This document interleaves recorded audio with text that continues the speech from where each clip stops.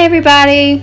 So today we're going to be restoring my grandfather's dresser. So Papa's dresser.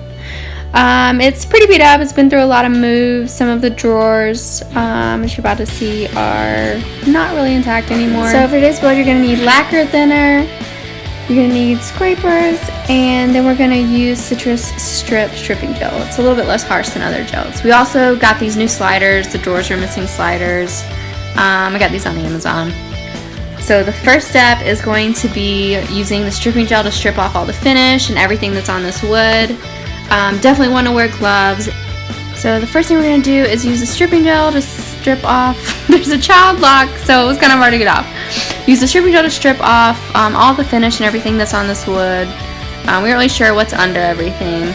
You definitely want to use gloves and safety goggles because this stuff is pretty harsh and it will burn you. It burnt through our gloves a few times.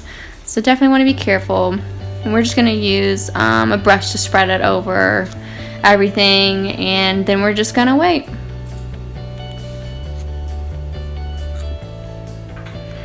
So now it's kind of stripped off all the finish. As we're scraping, we can see the top is made of wood. So we're going to scrape all this off. Pour your lacquer thinner on top. So it's kind of gooey after you scraped everything off. Don't worry, because this is going to clean it up really nicely. Then we just scraped off any finish that was left with a little hand sander. Next, we're going to be painting it, so stay tuned for that. Remember guys, like, subscribe, and share.